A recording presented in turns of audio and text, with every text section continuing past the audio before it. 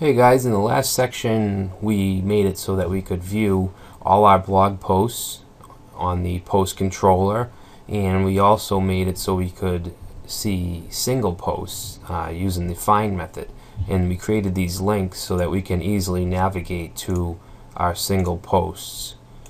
So now what I want to do is show you how to create new posts and how to update posts using the browser.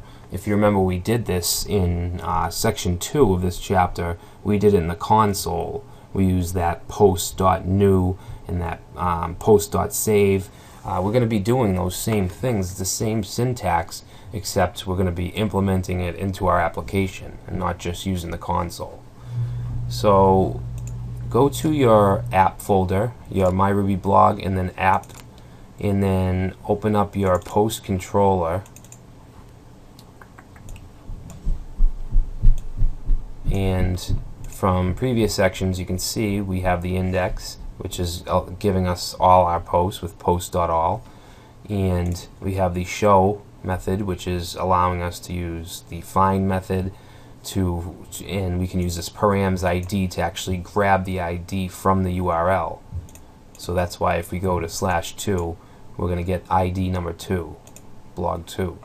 So now we're going to be working in the new and the create action. So new is going to be very easy. We want it so that we can go to post/new and we can display whatever we put in the new view. So and what we want to do is I want to create a instance variable, and that's just going to be equal to post.new. That's all we have to do for that. Now we're going to have a form to upload, not upload, but input new post fields. And if you remember, in our database we have a category ID field, so we need to have a drop down of categories when we're creating a post. So we need to declare a category instance variable, which will just go to category object and all. All. Okay, so this is getting all our categories just like this is getting all our posts. And that's it. That's all we have to do for the new action. So now I'm going to show you, we're going to build the form, and then we'll have the form go to the create method, which we'll define next. So let's just save that and then go to your app/views, posts, and then we want the new view. Now we can actually go to our browser and go to post/new, and we have the view. The view is rendering. And we just need to add a form to it to actually update our post. Create a new post. So we could have a regular HTML form here, but Ruby has some really good ways to create a form just from using Ruby. So to do that, we just want to open up some tags, and we want to do form_4,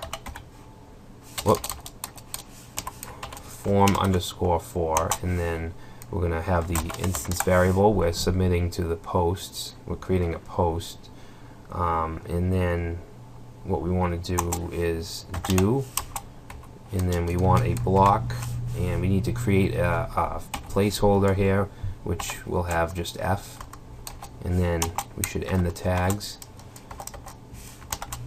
and then we just want to say end, and then all of our form content will go in the middle here. So what we want is an input field for the title, a text area for the body, and then a drop down, and in that drop down we want to populate it with our categories that we defined here. So the first thing we should do, I'm just going to put it in paragraph. I'm going to put each section in a paragraph. So let's open up our tags with the equal sign, and we'll do f.label. And this F is coming from here. You could put form or anything you want here. Just make sure that it matches up here. So label for title Okay, and then we'll just have some BR tags so we can have a line break there. And F dot text field for the title. Close the tags. Okay, so that looks good. It's going to give us the title, which will just be title, and then the input box comes from here. So let's copy that. And now we want to do the body, so just change title to body. And instead of a text field, we need a text area, because this is the body. It's going to hold a lot of text. And if we copy that,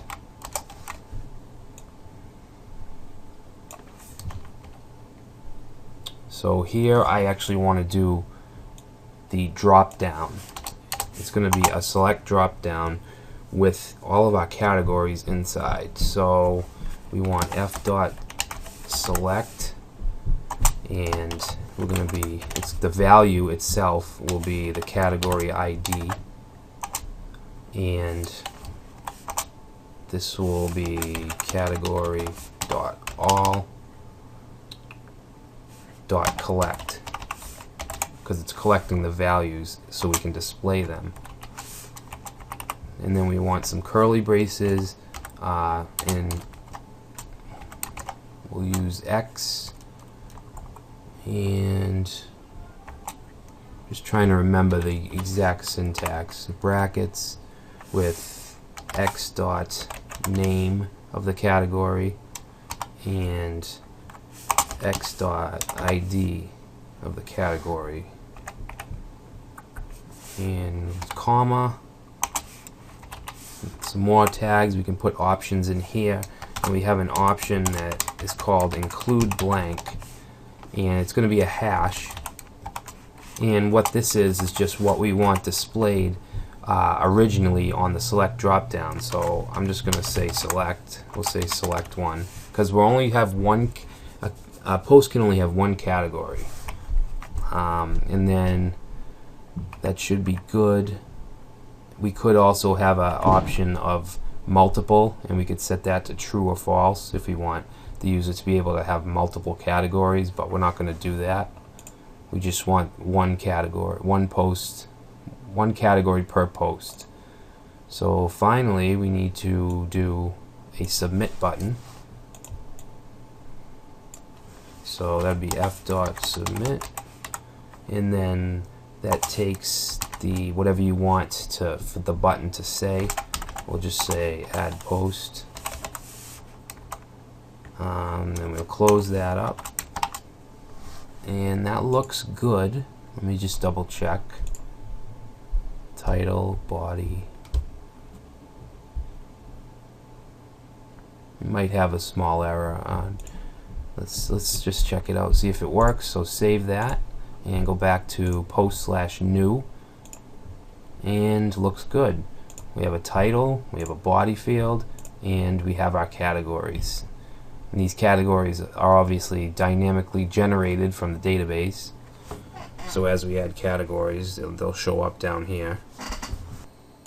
Now this isn't going to work yet, because what this form is doing here is it's submitting it to, let me show you, it's submitting it to the post controller to the create action, which we have nothing here, so it's just going to go nowhere really. So the next thing we have to do is add this create action. So in the create action, we want to say we want to create a instance variable to post.new, and I'm sorry, post.new, and we need to pass in an argument. We have to pass in the params, and then the post symbol, and then right here it's going to go to post.save. But we don't want to just keep it like this. What we want to do is say, if the post gets saved, do something. If it doesn't, do something else. So we're going to actually create an if statement here. We're going to say,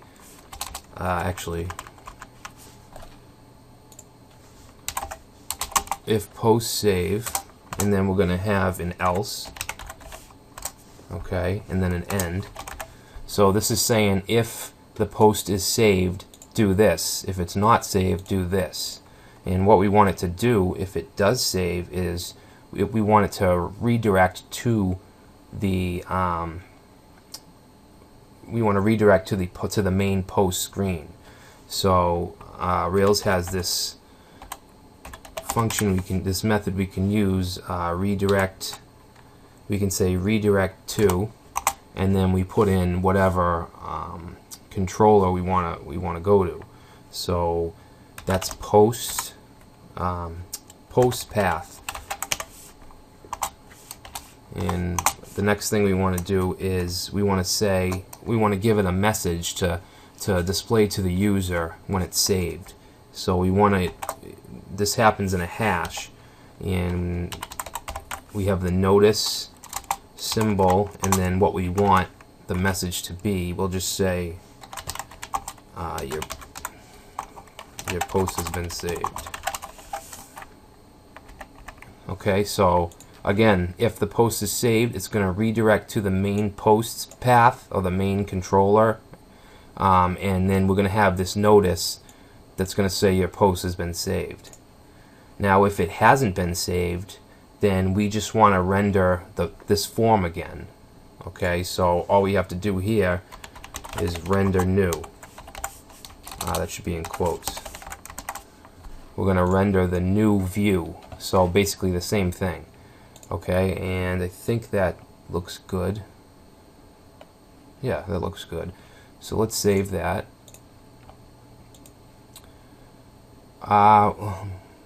Yeah, let's just try this out. Let's try it out. So if we reload the form, we'll just say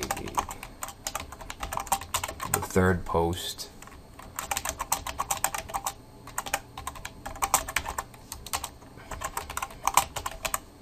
This is the third sample post, and we'll put this in news. Add post, and it's right here. You can see it added. Now, one thing that we didn't do that we have to go over is you don't see any message here. You don't see our notice that says your post is saved. And the reason for that is we don't have it in our layout. I don't really want to go over layouts in full right now, because we're going to have a chapter and some sections dedicated to layouts. So, but we do have. I will show you how to do this now. If you go to your, let's just open our folder. Let's go to my Ruby blog, and then app, and then views, and then layouts. Now, if we go back here and you see this categories, home, posts, these are view files. You already know that we have the view files for posts, categories, and the home page. Layouts is the outer shell of those views, if that makes sense. If we go in layouts, we already have this application.html.erb. So if we open that up, where is it? This is what it looks like. Now this is the main wrapper of the entire site. You'll see that it has the doc type, it has the HTML, the head tags, the body tags, and what I want you to look at here is this yield. What this is a placeholder for our views. So let me just go ahead and open a view. We'll just say the new view, the one we're working on. Now this new view, this add new post, you know, this is what we see when we go to the new page. This entire piece of code is stored here when we're on that page. I'm trying to make sense of this, but it's a little difficult. But hopefully you understand that, because the layouts, they include style sheet references, JavaScripts, meta tags, and you can see we have that stuff dynamically generated for us by Rails. it uses the shorthand, the style sheet link tag, and the JavaScript include tag. And then we can do our meta tags and all that dynamically. We have the title as well. So what we need to do here is above this yield, above our view, we want to have the error messages or notices or any kind of display, any kind of text display that gives us some information. And how we do that is we create a loop, and it's pretty easy to do. We just want to open up some tags with the equal sign. Make sure you have the, actually we don't need the equal sign to start the loop. And these are called flash. They're called flash messages. There's messages that get stored in memory for one HTTP request. So we want to do flash.each because we're doing an each loop, and we want to have this block with a key value pair. So we want to do key comma value, and then just close the tags up, and then we want to end it. And in between, in the loop, we want to go through each flash message and display each message that we have in memory, which most of the time will probably only be one message. But let's say you have a form with validation, and you have a field that's required, and then you have, say you have to match the two password fields. So that's two validations in one form. So if you fail to do both of those, it's going to get you're going to get two error messages. So here it will loop through those two and display them on the screen however you wish. You could put them in an unordered list. You could just put them in a paragraph tag, however you want to display them. So we'll just put ours in a paragraph tag.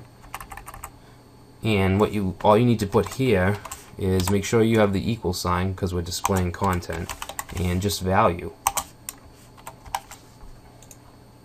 So that's it. That's all we need to do here. So we just have our main view, the yield, and then the error messages above it. So let's save that, and let's try this again. So if we go to post/new, let's add, what's this, the fourth, I believe, the fourth post. Okay, and let's put this in tutorials. If we click add post, now you can see it says your post has been saved. We can make this green or make it stick out more, or whatever you want to do with it, however you want to display it. So that's how you display notices and error messages. So we can close that application layout file. And one more thing I want to show you before we move on to edit and update is you don't want to have to type in post/new all the time. So let's just put a link down here that we can add a new post. So we would do that in the view file, in the index view. If we go to app, views, posts, index, and you can see this little bit of code, this 6 lines of code, will give us every blog post. I mean, obviously, when you get too many, we're going to do pagination and just have it nice and neat, but you can see that it's a very little amount of code for a lot of content. So what I want to do now is just add a link to add a new post, so we don't have to go to post/new. And we can do that using the helper, the link to helper. So we'll say link to, and then here we want to put the text that we want the link to display in the browser. So we'll just put add new post, and we need a comma. Now we need to put where we want the link to go, and we can use the shorthand. We can use post path new, and that will send us to the post/new, and then we can just close the tags. So that should work. I'm going to save that and go back to post path. Oh, I'm sorry, it's not post path new, it's new post path. So I'll save that, go back. So now you'll see we have this link right here, add new post. If we click that, it brings us to the form to create a new post. So Yeah, so I mean, because you don't want to go to post/new every time. So let me see. The next thing I think that I want to do is edit a post. I want to be able to click edit and edit a particular post. But this video is getting kind of long, so what I'm going to do is stop here, and we'll continue in the second part of this section where I'll show you how to edit posts as well as delete posts. So I will see you there.